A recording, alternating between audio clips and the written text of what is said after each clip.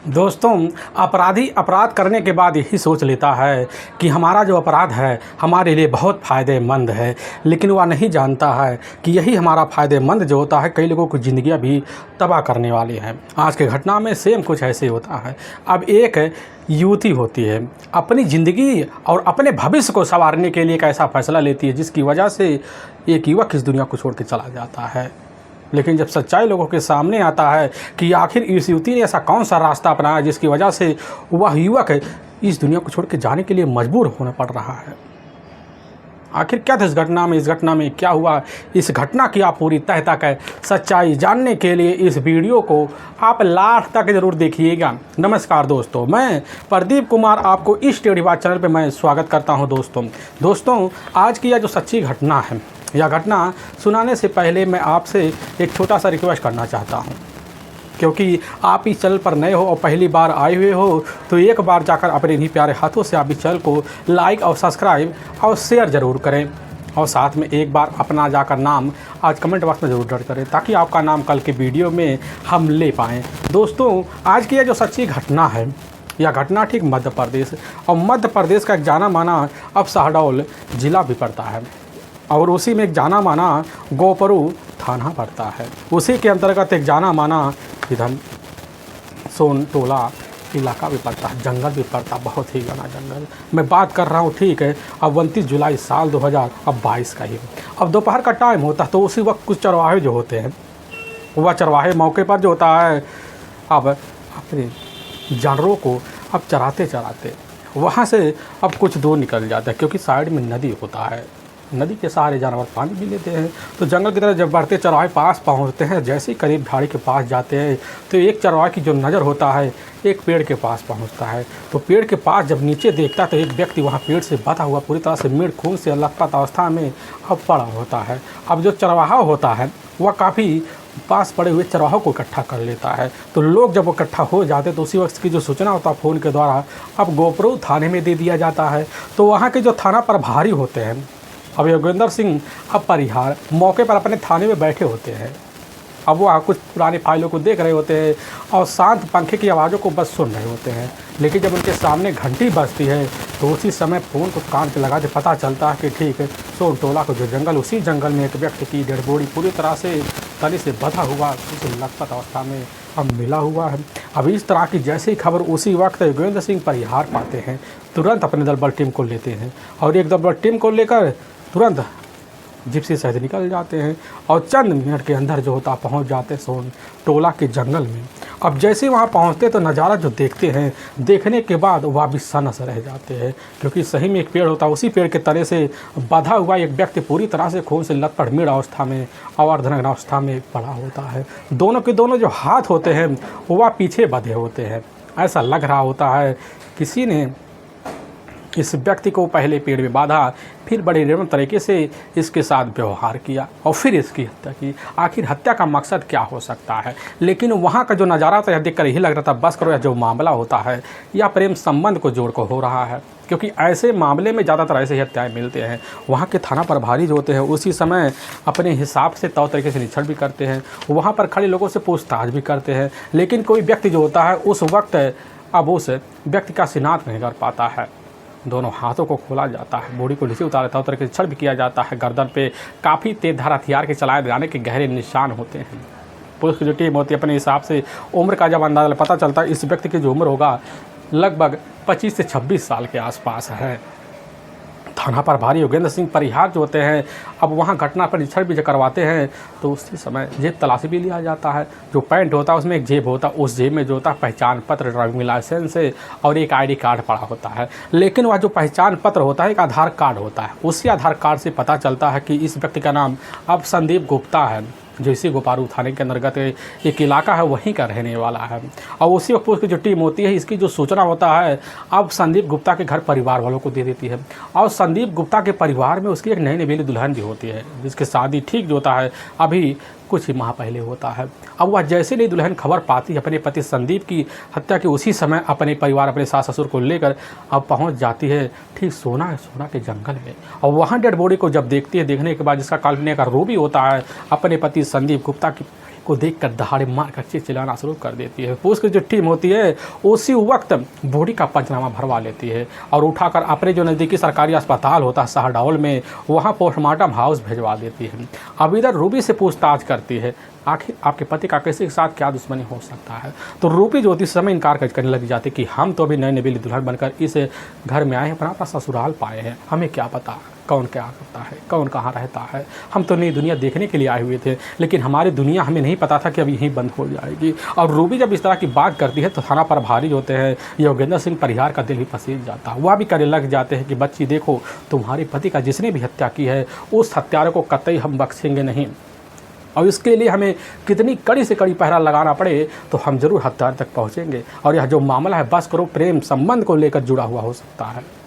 संदीप का किसी के साथ कोई करीबी रिश्ता तो होगा ही, ऐसे मामले में ऐसी हत्याएं होती है। यह बात वहाँ पर खड़ी रूबी सुनती है और इधर रूबी के जो अपने ससुर होते हैं वह भी सुनते हैं। सुनने के बाद कहने लग जाते हैं कि साहब हमारे बेटे का हत्या कोई और नहीं कर सकता, बल्कि उसकी अपनी एक जानी मानी करीबी प्रेमिका भी है। अब काजल सोनी जो गोपरू इलाके की रहने वाली है, साहब हमारे बेटे का जो था शादी के पहले से उस युवती के साथ प्रेम रिश्ता था, इसकी जानकारी हमें थी, लेकिन साहब पारिवारिक बदनामी की वजह से जो होता है हमने अपने बेटे की जो शादी होता है तौर तरीके से जाकर रूबी से करवा देते हैं। हमें नहीं पता था कि आखिर वह लड़की हमारे बेटे के लिए कभी फास बन सकती है। अब यह बात जब पुलिस सुनती है, सुनने के बाद सबसे पहले नामजद हत्या का मुकदमा दर्ज कर लेती है। इसकी तहकीकात करने के लिए पुलिस की जो टीम होती है अब इधर संदीप गुप्ता के मोबाइल नंबर का पूरा CDR डिटेल भी लेती है और घटना पर मौजूद जितने भी मौके पर एक्टिव लोकेशन के अदर मोबाइल नंबर होते हैं पुलिस की टीम उनकी भी जांच पड़ताल के घेरे में ले लेती है। लेकिन पुलिस की टीम को यही पता चलता है कि लोकेशन पर एक नया मोबाइल नंबर एक्टिवेट बार बार दिखा रहा होता है। पुलिस की टीम जब उस नंबर के बारे में जानकारी लेती पता चलता है वह जो नंबर होता है ठीक है गोपरू इलाके के रहने वाली अब काजल सोनी का ही होता है। लेकिन पुलिस की जो टीम होती है अब काजल के बारे में जानकारी लेती है, काफ़ी लोगों से पूछताछ करती है और जब पूछताछ किया जाता तो पता चलता है कि काजल जो थे सुबह के टाइम निकलती और अपने कॉलेज गोपरू जाने के लिए और शाम को वापस ज़रूर लौटाया करती थी, एक ही बस का सहारा लिया करती थी। इसीलिए पुलिस की जो टीम होती पहुंच जाती है उस बस कंडक्टर से मुलाकात करती है और जब मुलाकात करती है तो पता चलता कि हाँ इधर जो होता है 27 जुलाई साल 2022 को जो होता है इस बस में तो काजल बैठी हुई थी और बैठी हुई थी। इसके बाद जाने क्यों बस रुकवा लेती है। अचानक जैसे ही बस इधर जाकर अब वो नदी के करीब पहुंचती है, जंगल के करीब, तो वहीं बस रुकवा लेती सोन नदी के पास और फिर वहीं उतर जाती है कुछ अर्जेंट काम बताकर।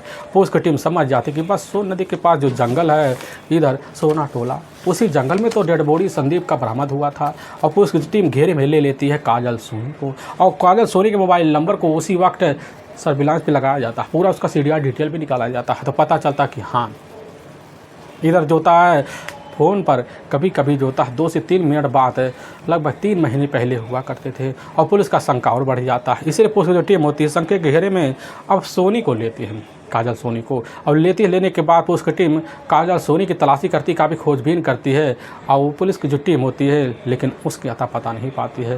लेकिन तभी पता चलता है कि उसके ही रिश्तेदार में सोनी बरामद है और सोनी को पुलिस की टीम पहुंचती है, वहीं उसको कस्टडी में लेती है। काजल सोनी को लेकर थाने पहुंचती है अब गोपरू थाने में। लेकिन थाने में पहुंचने के बाद काजल का जो चेहरा होता है पूरी तरह से उतरा हुआ होता है। उसके चेहरे को देखकर थाना प्रभारी योगेंद्र सिंह परिहार समझ जाते हैं कि बस करो काजल सोनी जो थी पुलिस के सामने अब बेनकाब होने के लिए तैयार खड़ी है। और जैसे पुलिस की टीम उसके सामने अब घटना के दिन का लास्ट लोकेशन दिखाती है और मोबाइल नंबर का CDR डिटेल दिखाती है और साथ में जो होता है कॉलेज का मौके पर अटेंडेंस इधर लिस्ट दिखाती है, तो उसी वक्त काजल कहने लग जाती है कि साहब मजबूरी थी अपनी संदीप गुप्ता की हत्या करने के लिए और उसी वक्त अपने एक करीबी दोस्त का नाम ले लेती है। पुलिस की जो टीम होती है उसी वक्त पहुंचती है, उसके करीबी दोस्त को भी 4 घंटे के अंदर धर दबोचती लेकर थाने पहुंचती है। और जब लेकर थाने पहुंचती तो थाने में पहुंचकर जो होता पुलिस की टीम अब दोनों से पूछताछ करती बिना किसी हीला वाली की। जो कहानी अब काजल जो होता है उसका अपना करीबी दोस्त संदीप गुप्ता के बारे में बताती सुनकर लोगों का दिल जो होता है अब पसीज आ जाता है। असल में काजल सोनी जो होती है वहीं पास एक कॉलेज होता है, उस कॉलेज में जब 10वीं में पढ़ाई कर रही होती तभी उसी बीच उसके जो मुलाकात होता है उसी के ही अब इलाके के रहने वाला संदीप